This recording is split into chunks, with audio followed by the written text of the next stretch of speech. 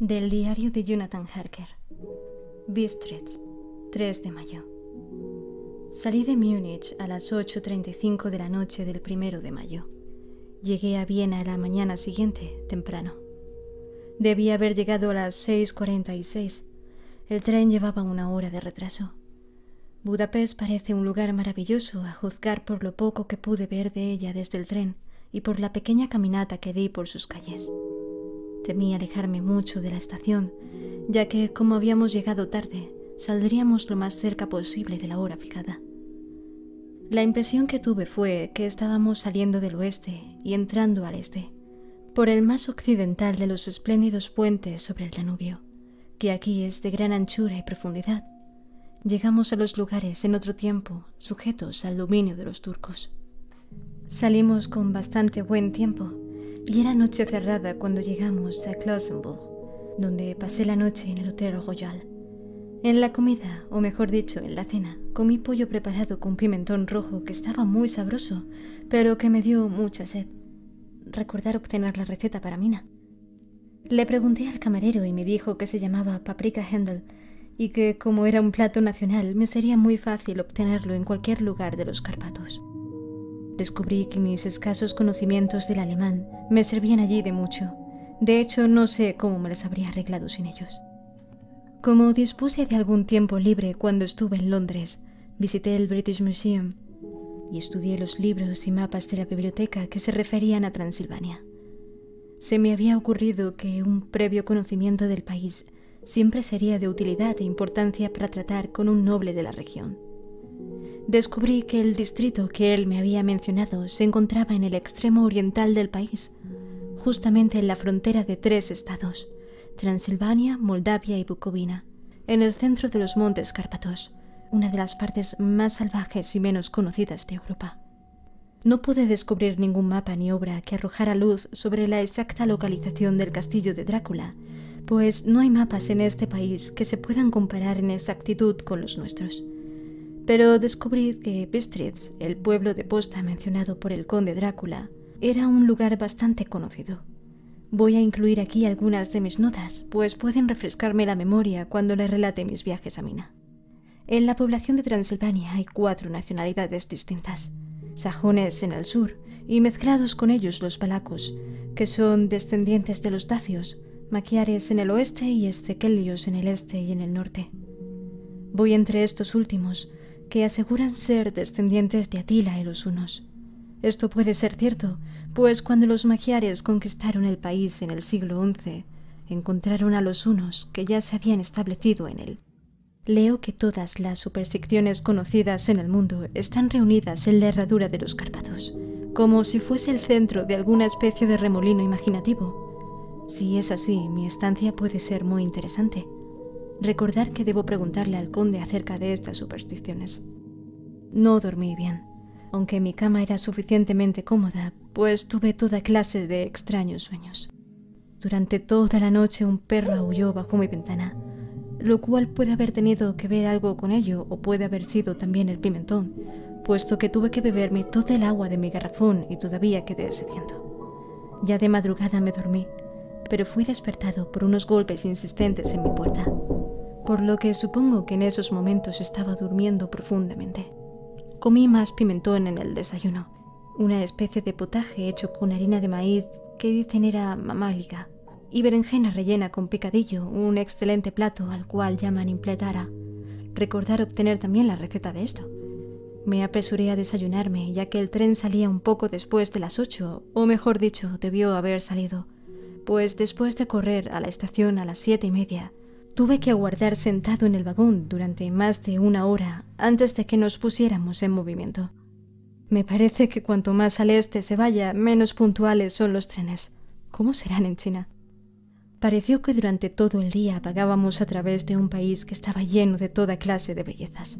A veces vimos pueblecillos o castillos en la cúspide de empinadas colinas, tales como se ven en los antiguos misales. Algunas veces corrimos a la par de los ríos y arroyuelos que por el amplio y pedregoso margen a cada lado de ellos parecían estar sujetos a grandes inundaciones. Se necesita gran cantidad de agua, con una corriente muy fuerte, para poder limpiar la orilla exterior de un río. En todas las estaciones había grupos de gente, algunas veces multitudes, y con toda clase de atuendos. Algunos de ellos eran exactamente iguales a los campesinos de mi país o los que había visto atravesando Francia y Alemania, con chaquetas cortas y sombreros redondos y pantalones hechos por ellos mismos. Pero otros eran muy pintorescos. Las mujeres eran bonitas, excepto cuando uno se las acercaba, pues eran bastante gruesas alrededor de la cintura.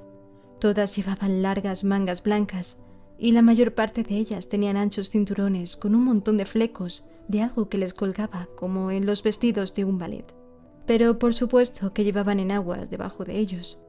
Las figuras más extrañas que vimos fueron los eslovacos, que eran más bárbaros que el resto, con sus amplios sombreros de vaquero, grandes pantalones bombachos y sucios, camisas blancas de lino y enormes y pesados cinturones de cuero, casi de un pie de ancho, completamente tachonados con clavos de hojalata. Usaban botas altas, con los pantalones metidos dentro de ellas, y tenían el pelo largo y negro, y bigotes negros y pesados. Eran muy pintorescos, pero no parecían simpáticos. En cualquier escenario se les reconocería inmediatamente como alguna vieja pandilla de bandoleros. Sin embargo, me dicen que son bastante inofensivos, y lo que es más, bastante tímidos. Ya estaba anocheciendo cuando llegamos a Bistred, que es una antigua localidad muy interesante. Como está prácticamente en la frontera, pues el paso de Borgo conduce desde allí a Bukovina, ha tenido una existencia bastante agitada y desde luego pueden verse las señales de ella. Hace 50 años se produjeron grandes incendios que causaron terribles estragos en 5 ocasiones diferentes. A comienzos del siglo XVII sufrió un sitio de 3 semanas y perdió 13.000 personas. Y a las bajas de la guerra se agregaron las del hambre y las enfermedades. El conde Drácula me había indicado que fuese al hotel Golden Crown, el cual, para mi gran satisfacción, era bastante anticuado, pues por supuesto yo quería conocer todo lo que me fuese posible de las costumbres del país.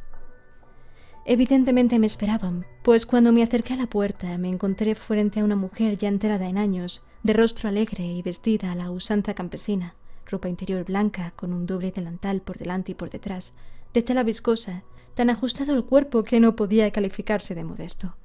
Cuando me acerqué, ella se inclinó y dijo: ¿El señor inglés? Sí, le respondí. Jonathan Harker. Ella sonrió y le dio algunas instrucciones a un hombre anciano en camisa de blancas mangas, que la había seguido hasta la puerta. El hombre se fue, pero regresó inmediatamente con una carta. Mi querido amigo, bienvenido a los Cárpatos. Lo estoy esperando ansiosamente. Duerma bien esta noche. Mañana a las 3 saldrá la diligencia para Bukovina. Ya tiene un lugar reservado. En el desfiladero de Borgo mi carruaje lo estará esperando y lo traerá a mi casa. Espero que su viaje desde Londres haya transcurrido sin tropiezos y que disfrute de su estancia en mi bello país. Su amigo Drácula. 4 de mayo. Averigüé que mi posadero había recibido una carta del conde, ordenándole que asegurara el mejor lugar de coche para mí. Pero al inquirir acerca de los detalles se mostró un tanto reticente y pretendió no poder entender mi alemán. Esto no podía ser cierto porque hasta esos momentos lo había entendido perfectamente. Por lo menos respondía a mis preguntas exactamente como si las entendiera. Él y su mujer, la anciana que me había recibido, se miraron con temor. Él murmuró que el dinero le había sido enviado en una carta y que era todo lo que sabía. Cuando le pregunté si conocía al conde Drácula y si podía decirme algo de su castillo, tanto él como su mujer se persignaron y, diciendo que no sabían nada de nada, se negaron simplemente a decir nada más. Era ya tan cerca de la hora de la partida que no tuve tiempo de preguntarle a nadie más, pero todo me parecía muy misterioso y de ninguna manera tranquilizante. Unos instantes antes de que saliera, la anciana subió hasta mi cuarto y dijo con voz nerviosa: ¿Tiene que ir? Oh, joven señor, tiene que ir. Estaba en tal estado de excitación que pareció haber perdido la noción del poco alemán que sabía, y lo mezcló todo con otro idioma del cual yo no entendí ni una palabra. Apenas comprendí algo haciéndole numerosas preguntas. Cuando le dije que me tenía que ir inmediatamente y que estaba comprometido en negocios importantes, preguntó otra vez: ¿Sabe usted qué día es hoy? Le respondí que era 4 de mayo. Ella movió la cabeza y habló otra vez. Oh, sí, eso ya lo sé, pero ¿sabe usted qué día es hoy? Al responderle yo que no le entendía, ella continuó: Es la víspera del día de San Jorge. ¿No sabe usted que hoy por la noche, cuando el reloj marque la medianoche, todas las cosas demoníacas del mundo tendrán pleno poder? ¿Sabe usted a dónde vaya lo que va? Estaba en tal grado de desesperación que yo traté de calmarla, pero sin efecto. Finalmente cayó de rodillas y me imploró que no fuera, que por lo menos esperara 1 o 2 días antes de partir. Todo aquello era bastante ridículo, pero yo no me sentí tranquilo. Sin embargo, tenía un negocio que arreglar y no podía permitir que nada se interpusiera.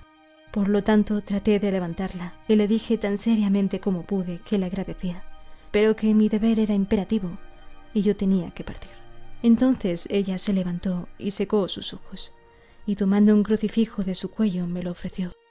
Yo no sabía qué hacer, pues como fiel de la iglesia anglicana me he acostumbrado a ver semejantes cosas como símbolos de idolatría, y sin embargo me pareció descortés rechazárselo a una anciana con tan buenos propósitos y en tal estado mental. Supongo que ella pudo leer la duda en mi rostro, pues me puso el rosario alrededor del cuello y dijo, por amor a su madre, y luego salió del cuarto. Estoy escribiendo esta parte de mi diario mientras espero el coche, que por supuesto está retrasado, y el crucifijo todavía cuelga alrededor de mi cuello.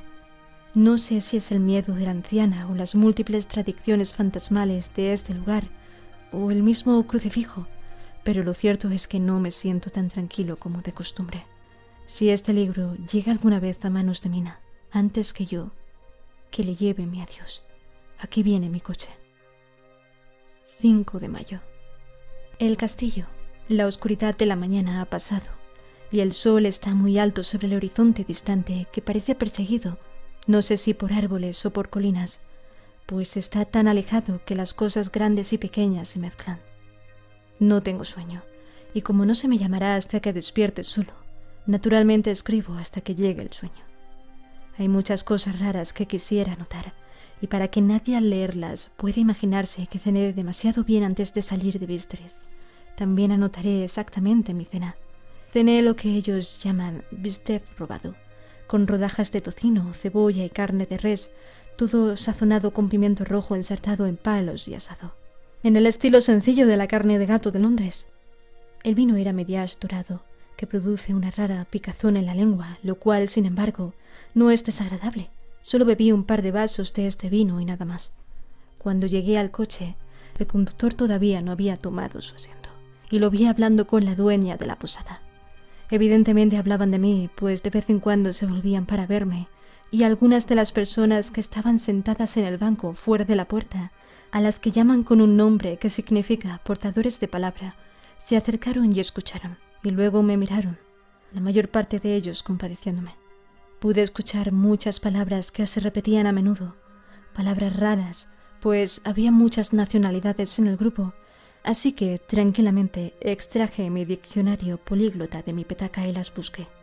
Debo admitir que no me producieron ninguna alegría, pues entre ellas estaban ordog, Satanás, pokol, infierno, stregoica, bruja, brolog y bloskola, las que significan la misma cosa una en eslovaco y la otra en serbio, designando algo que es un hombre lobo o un vampiro. Debo preguntarle al conde acerca de estas supersticiones.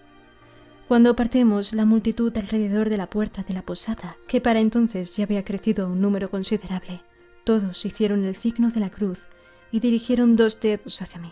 Con alguna dificultad conseguí que un pasajero acompañante me dijera qué significaba todo aquello. Al principio no quería responderme, pero cuando supo que yo era inglés, me explicó que era el encanto o hechizo contra el mal de ojo. Esto tampoco me agradó mayormente cuando salía hacia un lugar desconocido con un hombre desconocido, pero todo el mundo parecía tan bondadoso, tan compasivo y tan simpático, que no pude evitar sentirme emocionado. No olvidaré el último vistazo que eché al patio interior de la posada y su multitud de pintorescos personajes, todos persignándose mientras estaban alrededor del amplio pórtico, con su fondo de rico follaje de adelfas y árboles de naranjo en verdes tonelitos agrupados en el centro del patio. Entonces nuestro conductor, cuyo amplio pantalón de lino cubría todo el asiento frontal, ellos lo llamaban Gotza, fustigó su gran látigo sobre los 4 pequeños caballos que corrían de 2 en 2 e iniciamos nuestro viaje. Pronto perdí de vista y de la memoria los fantasmales temores en la belleza de la escena por la que atravesábamos. Aunque si yo hubiese conocido el idioma, o mejor, los idiomas que hablaban mis compañeros de viaje, es muy posible que no hubiese sido capaz de deshacerme de ellos tan fácilmente. Ante nosotros se extendía el verde campo inclinado, lleno de bosques con empinadas colinas aquí y allá, coronadas con cúmulos de tréboles o con casas campesinas, con sus paredes vacías viendo hacia la carretera. Por todos lados había una enloquecedora cantidad de frutos en flor, manzanas, ciruelas, peras y fresas. Y a medida que avanzábamos, pude ver cómo la verde hierba bajo los árboles estaba cuajada con pétalos caídos. La carretera entraba y salía entre estas verdes colinas, de lo que aquí llaman Tierra Media, liberándose al barrer alrededor de las curvas o cerrada por los estranguladores brazos de los bosques de pino, que aquí y allá corrían colina abajo como lenguas de fuego. El camino era áspero, pero a pesar de ello parecía que volábamos con una prisa excitante. Entonces no podía entender a qué se debía esa prisa, pero evidentemente el conductor no quería perder tiempo antes de llegar al desfiladero de Borgo. Se me dijo que el camino era excelente en verano, pero que todavía no había sido arreglado después de las nieves del invierno. A este respecto era diferente a la mayoría de los caminos de los Cárpatos, pues es una antigua tradición que no deben ser mantenidos en tan buen estado. Desde la antigüedad los hospadares no podían repararlos, pues entonces los turcos pensaban que se estaban preparando para atraer tropas extranjeras y de esta manera atizar la guerra que siempre estaba verdaderamente a punto de desatarse. Más allá de las verdes e hinchadas lomas de la Tierra Media se levantaban imponentes colinas de bosques que llegaban hasta las elevadas cumbres de los Cárpatos.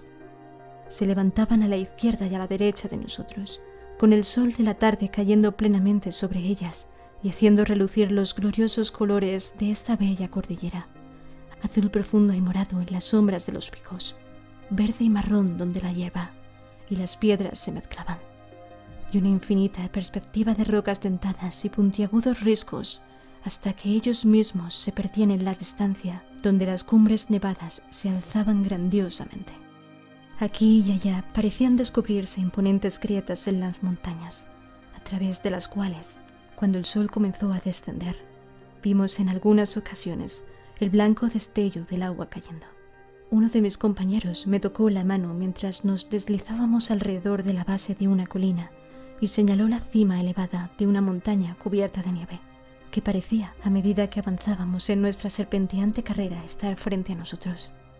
«Mire, Istenssek, el trono de Dios», me dijo y se persignó nuevamente. A medida que continuábamos por nuestro interminable camino y el sol se hundió más y más detrás de nosotros, las sombras de la tarde comenzaron a rodearnos. Este hecho quedó realzado porque las cimas de las nevadas montañas todavía recibían los rayos del sol y parecían brillar con un delicado y frío color rosado. Aquí y allá pasamos entre checos y eslovacos, todos en sus pintorescos atuendos, pero noté que el bocio prevalecía dolorosamente. A lo largo de la carretera había muchas cruces, y a medida que pasábamos, todos mis compañeros se persignaron ante ellas. Aquí y allá había una campesina arrodillada frente a un altar, sin que siquiera se volviera a vernos al acercarnos, sino que más bien parecía, en el arrobamiento de la devoción, no tener ni ojos ni oídos para el mundo exterior. Muchas cosas eran completamente nuevas para mí. Por ejemplo, hacinas de paja en los árboles y aquí y allá, muy bellos grupos de sauces llorones, con sus blancas ramas brillando como plata a través del delicado verde de las hojas. Una y otra vez pasamos un carromato, la carreta ordinaria de los campesinos, con su vértebra larga, culebreante, calculada para ajustarse a las desigualdades de la carretera. En cada uno de ellos iba sentado un grupo de campesinos que regresaban a sus hogares. Los checos, con sus pieles de ovejas blancas, y los eslovacos, con las suyas de color. Estos últimos llevaban a guisa de lanzas sus largas duelas, con un hacha en el extremo. Al comenzar a caer la noche se sintió mucho frío, y la creciente penumbra pareció mezclar en una sola bruma la lobreguez de los árboles, robles, hayas y pinos, aunque en los valles que corrían profundamente a través de los surcos de las colinas, a medida que ascendíamos hacia el desfiladero, se destacaban contra el fondo de la tardía nieve de los oscuros abetos. Algunas veces, mientras la carretera era cortada por los bosques de pino que parecían acercarse a nosotros en la oscuridad, grandes masas grisáceas que estaban desparramadas aquí y allá entre los árboles producían un efecto lóbrego y solemne que hacía renacer los pensamientos y las siniestras fantasías engendradas por la tarde, mientras que el sol poniente parecía arrojar un extraño consuelo a las fantasmales nubes que entre los Cárpatos parece que vagabundean incesantemente por los valles. En ciertas ocasiones, las colinas eran tan empinadas que, a pesar de la prisa de nuestro conductor, los caballos solo podían avanzar muy lentamente. Yo quise descender del coche y caminar al lado de ellos, tal como hacemos en mi país, pero el cochero no quiso saber nada de eso. No, me dijo, no debe usted caminar por aquí. Los perros son muy fieros, dijo, y luego añadió con lo que evidentemente parecía ser una broma macabra, pues miró a su alrededor para captar las sonrisas afirmativas de los demás. Ya tendrá usted suficiente que hacer antes de irse a dormir. Así fue que la única parada que hizo durante un momento sirvió para que encendieran las lámparas. Al oscurecer, pareció que los pasajeros se volvían más nerviosos y continuamente le estuvieron hablando al cochero uno tras otro, como si le pidieran que aumentara la velocidad. Fustigó a los caballos y misericordiamente, con su largo látigo y con salvajes gritos de aliento, trató de obligarlos a mayores esfuerzos. Entonces, a través de la oscuridad, pude ver una especie de mancha de luz gris delante de nosotros, como si hubiese una hendidura en las colinas. La intranquilidad de los pasajeros aumentó. El loco carruaje se bamboleó sobre sus grandes resortes de cuero y se inclinó hacia uno y otro lado como un barco flotando sobre un mar proceloso. Yo tuve que sujetarme. El camino se hizo más nivelado y parecía que volábamos sobre él. Entonces, las montañas parecieron acercarse a nosotros desde ambos lados, como si quisiesen estrangularnos, y nos encontramos a la entrada del desfiladero de Borgo. Uno por uno, todos los pasajeros me ofrecieron regalos, insistiendo de una manera tan sincera que no había modo de negarse a recibirlos. Desde luego, los regalos eran de muy diversas y extrañas clases, pero cada uno me lo entregó de tan buena voluntad, con palabras tan amables y con una bendición, esa extraña mezcla de movimientos temerosos que ya había visto en las afueras del hotel en Bistritz, el signo de la cruz y el hechizo contra el mal de ojo.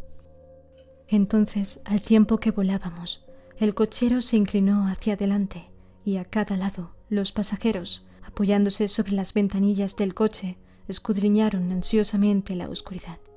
Era evidente que se esperaba que sucediera algo, pero aunque le pregunté a cada uno de los pasajeros, ninguno me dio la menor explicación.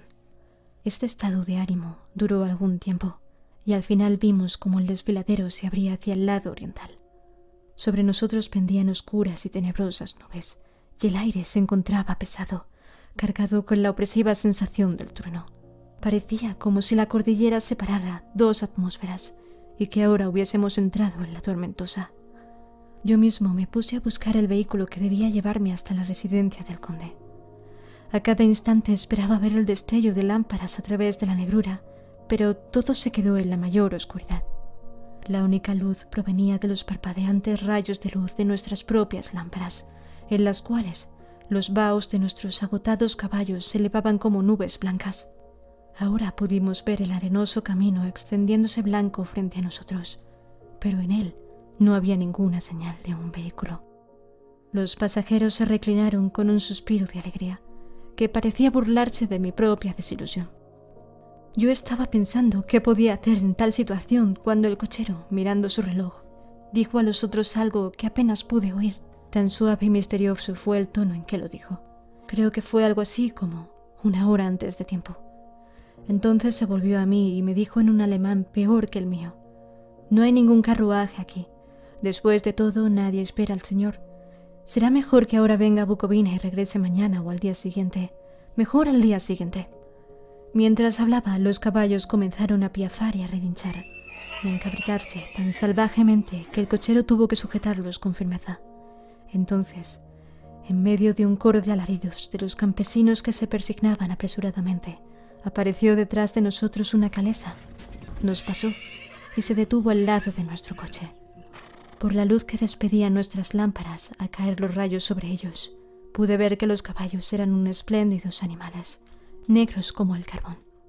Estaban conducidos por un hombre alto, con una larga barba grisácea y un gran sombrero negro que parecía ocultar su rostro de nosotros. Solo pude ver el destello de un par de ojos muy brillantes, que parecieron rojos al resplandor de la lámpara, en los instantes en el que el hombre se volvió a nosotros. Se dirigió al cochero. «Llegó usted muy temprano hoy, mi amigo». El hombre replicó balbuceando. «El señor inglés tenía prisa». Entonces el extraño volvió a hablar. «Supongo entonces que por eso usted deseaba que él siguiera hasta Bucovina». «No puede engañarme, mi amigo. Sé demasiado, y mis caballos son veloces». Y al hablar sonrió, y cuando la luz de la lámpara cayó sobre su fina y dura boca, con labios muy rojos, sus agudos dientes le brillaron blancos como el marfil. Uno de mis compañeros le susurró a otro aquella frase de la Leonora de Burger: «Den die Toten rieten schnell», pues los muertos viajan velozmente. El extraño conductor escuchó evidentemente las palabras, pues alzó la mirada con una centelleante sonrisa. El pasajero escondió el rostro al mismo tiempo que hizo la señal con los 2 dedos y se persignó. «Dadme el equipaje del señor», dijo el extraño cochero. Con una presteza excesiva, mis maletas fueron sacadas y acomodadas en la calesa. Luego descendí del coche, pues la calesa estaba situada a su lado, y el cochero me ayudó con una mano que asió mi brazo como un puño de acero. Su fuerza debía ser prodigiosa. Sin decir palabra, agitó las riendas. Los caballos dieron media vuelta y nos deslizamos hacia la oscuridad del desfiladero. Al mirar hacia atrás, vi el vaho de los caballos del coche a la luz de las lámparas y proyectadas contra ellas las figuras de mi hasta hacía poco compañeros persignándose.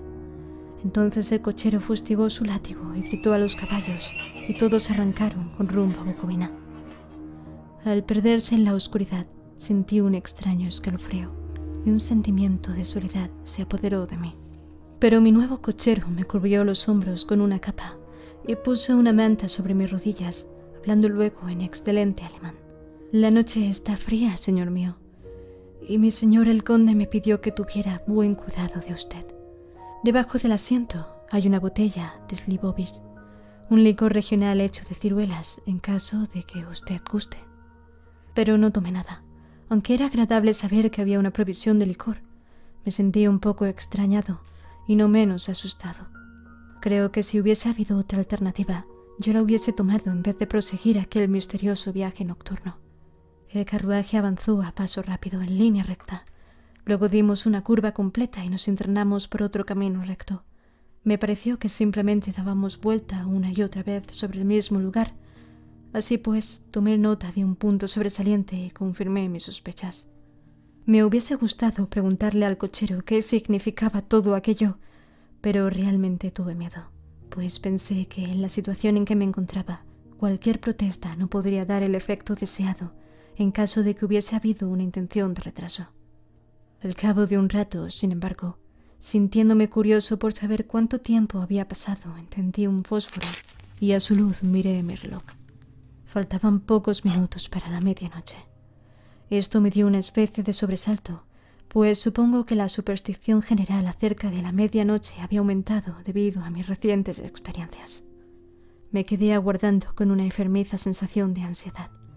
Entonces un perro comenzó a aullar en alguna casa campesina más adelante del camino. Dejó escapar un largo, lúgubre aullido, como si tuviese miedo. Su llamado fue recogido por otro perro y por otro y otro, hasta que, nacido como el viento que ahora pasaba suavemente a través del desfiladero, comenzó un aterrador concierto de aullidos que parecían llegar de todos los puntos del campo, desde tan lejos como la imaginación alcanzase a captar a través de las tinieblas de la noche. Desde el primer aullido los caballos comenzaron a piafar y a inquietarse, pero el cochero les habló tranquilizándolos, y ellos recobraron la calma, aunque temblaban y sudaban como si acabaran de pasar por un repentino susto. Entonces, en la lejana distancia, desde las montañas que estaban a cada lado de nosotros, llegó un aullido mucho más fuerte y agudo, el aullido de los lobos, que afectó a los caballos y a mi persona de la misma manera, pues estuve a punto de saltar de la calesa y echar a correr, mientras que ellos retrocedieron y se encabritaron frenéticamente, de manera que el cochero tuvo que emplear toda su fuerza para impedir que se desbocaran. Sin embargo, a los pocos minutos, mis oídos se habían acostumbrado a los aullidos y los caballos se habían calmado tanto que el cochero pudo descender y pararse frente a ellos. Los sobó y acarició y le susurró algo en las orejas, tal como he oído que hacen los domadores de caballos, y con un efecto tan extraordinario que bajo estos mimos se volvieron nuevamente bastante obedientes, aunque todavía temblaban. El cochero tomó nuevamente su asiento, sacudió sus riendas y reiniciamos nuestro viaje a buen paso. Esta vez, después de llegar hasta el lado extremo del desfiladero, repentinamente cruzó por una estrecha senda que se introducía agudamente a la derecha. Pronto nos encontramos obstruidos por árboles que en algunos lugares cubrían por completo el camino, formando una especie de túnel a través del cual pasábamos. Y además de eso, gigantescos peñascos amenazadores nos hacían valla a uno y otro lado. A pesar de encontrarnos así protegidos, podíamos escuchar el viento que se levantaba, pues gemía y silbaba a través de las rocas y las ramas de los árboles chocaban entre sí al pasar nosotros por el camino.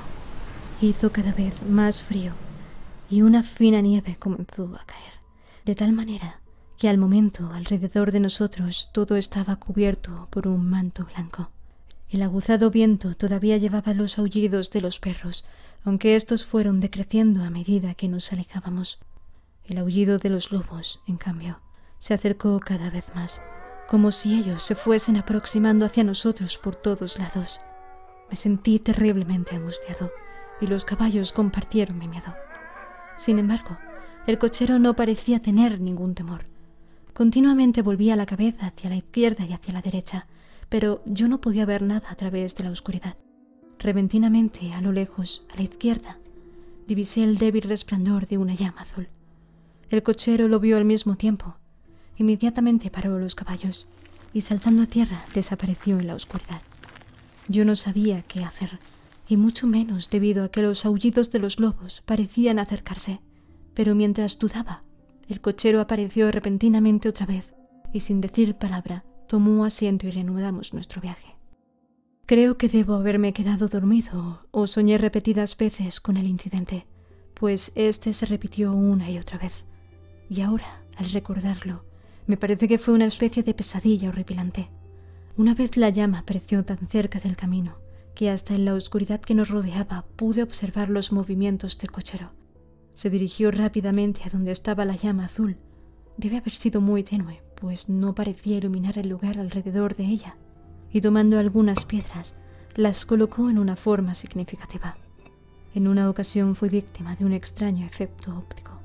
Estando él parado entre la llama y yo, no pareció obstruirla, porque continué viendo su fantasmal luminosidad. Esto me asombró, pero como solo fue un efecto momentáneo, supuse que mis ojos me habían engañado, debido al esfuerzo que hacía en la oscuridad. Luego, por un tiempo, ya no aparecieron las llamas azules, y nos lanzamos velozmente a través de la oscuridad, con los aullidos de los lobos rodeándonos, como si nos siguieran en círculos envolventes. Finalmente, el cochero se alejó más de lo que lo había hecho hasta entonces, y durante su ausencia, los caballos comenzaron a temblar más que nunca, y a piafar y relinchar de miedo. No pude ver ninguna causa que motivara su nerviosismo, pues los aullidos de los lobos habían cesado por completo. Pero entonces la luna, navegando a través de las negras nubes, apareció detrás de la dentada cresta de una roca saliente, revestida de pinos, y a su luz vi alrededor de nosotros un círculo de lobos, con dientes largos y lenguas rojas y colgantes, con largos miembros sinuosos y pelo hirsuto. Eran 100 veces más terribles en aquel lúgubre silencio que los rodeaba que cuando estaban aullando. Por mi parte, caí en una especie de parálisis de miedo. Solo cuando el hombre se encuentra cara a cara con semejantes horrores puede comprender su verdadero significado. De pronto, todos los lobos comenzaron a aullar, como si la luz de la luna produjera un efecto peculiar en ellos. Los caballos se encabritaron y retrocedieron, y miraron imponentes alrededor con unos ojos que giraban de manera dolorosa, pero el círculo viviente de terror los acompañaba a cada lado. Forzosamente tuvieron que permanecer dentro de él. Yo le grité al cochero que regresara, pues me pareció que nuestra última alternativa era tratar de abrirnos paso a través del círculo, y para ayudarle a su regreso grité y golpeé a un lado de la calesa, esperando que el ruido espantara a los lobos de aquel lado y así él tuviese la oportunidad de subir al coche. Cómo finalmente llegó es cosa que no sé, pero escuché su voz alzarse en un tono de mando imperioso y mirando hacia el lugar de donde provenía, lo vi parado en medio del camino. Agitó los largos brazos como si tratase de espantar un obstáculo impalpable y los lobos se retiraron. Justamente en esos momentos, una pesada nube pasó a través de la cara de la luna, de modo que volvimos a sumirnos en la oscuridad. Cuando pude ver otra vez, el conductor estaba subiendo a la calesa y los lobos habían desaparecido. Todo esto fue tan extraño y misterioso que fui sobrecogido por un miedo pánico y no tuve valor para moverme ni para hablar. El tiempo pareció interminable mientras continuábamos nuestro camino, ahora en la más completa oscuridad, pues las negras nubes oscurecían la luna. Continuamos ascendiendo con ocasionales periodos de rápidos descensos, pero ascendiendo la mayor parte del tiempo. Repentinamente tuve conciencia de que el conductor estaba deteniendo a los caballos en el patio interior de un inmenso castillo ruinoso en parte, de cuyas altas ventanas negras no salía un solo rayo de luz y cuyas quebradas murallas mostraban una línea dentada que destacaba contra el cielo iluminado por la luz de la luna.